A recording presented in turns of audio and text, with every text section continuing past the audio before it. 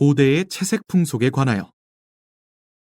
만약 독자들이 나를 따라 여기까지 관심을 기울여 왔다면 플랜랜드에서의 생활이 다소간 단조롭다고 말한다고 해도 별로 놀라지 않을 것입니다.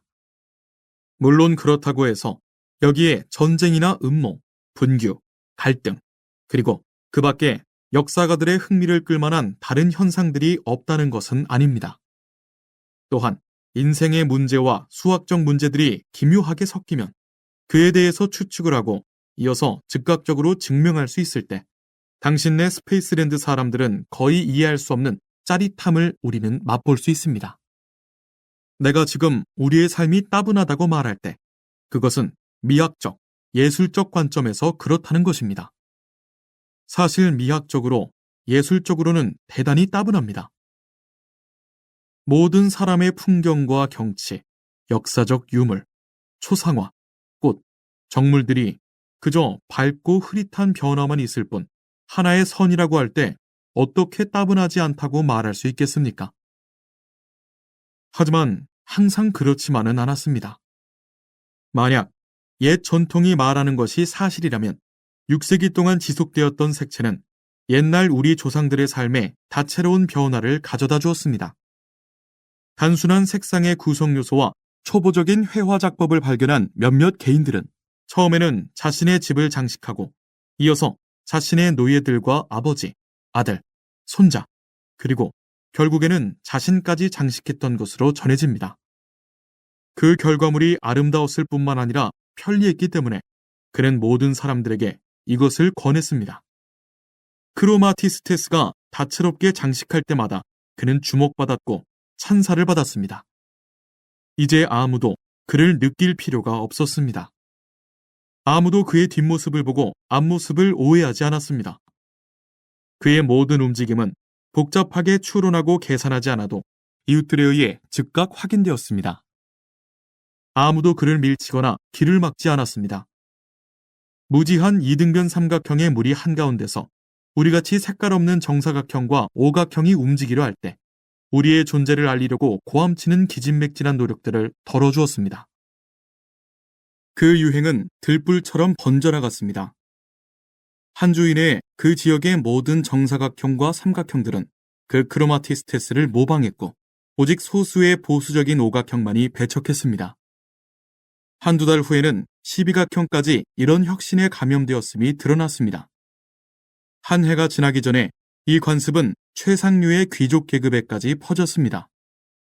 말할 필요도 없이 이 관습은 곧 크로마티스테스의 지역을 다른 지역과 구별되게 하였습니다. 그리고 두 세대가 지나자 플랜랜드에선 여자와 종교인을 빼고는 색깔 없는 사람은 볼 수가 없었습니다.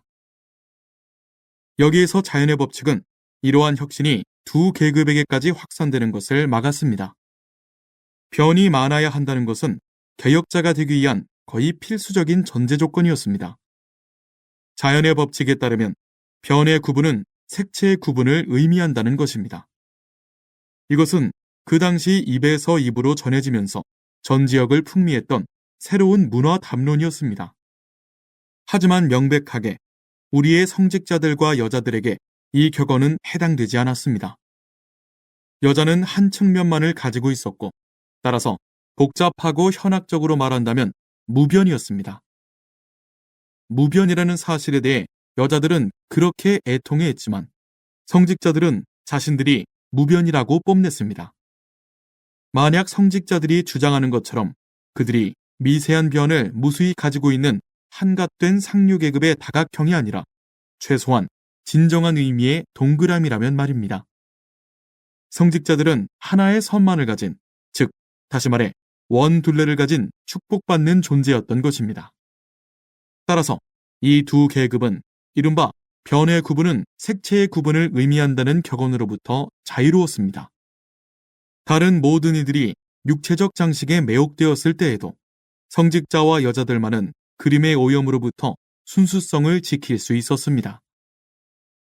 여러분의 비판적인 용어를 활용한다면 그것은 비도덕적이고 음란하고 무정부적이고 비과학적이지만 미학적 관점에서 볼 때 이러한 고대의 색채혁명은 플랜랜드 예술의 찬란한 유학이었습니다.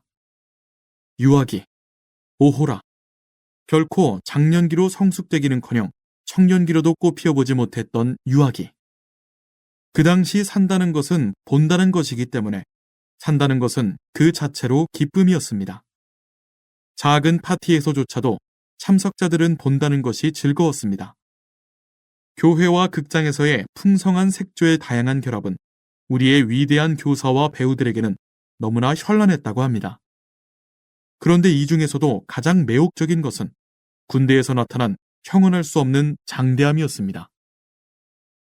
12,000명의 이등변 삼각형들이 단조로운 검은색에서 주황색과 보라색으로 그들의 날카로운 양끝각을 교체하고 전열을 가다듬는 광경.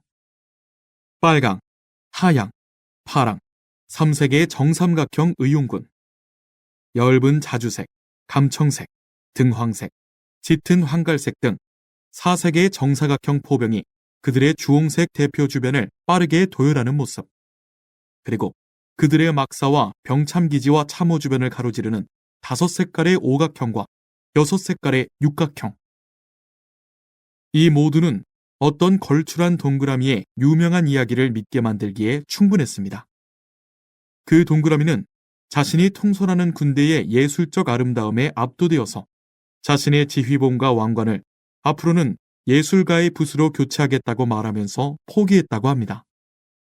그때 감각적으로 얼마나 화려하게 발달했는가는 그 당시의 언어와 말투에서 드러나고 있습니다.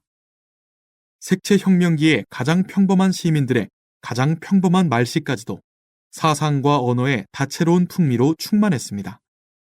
그리고 현대의 좀 더 과학적인 말씨 속에 여전히 남아있는 리듬이나 훌륭한 시들은 지금도 그 시대에 많은 빚을 지고 있습니다.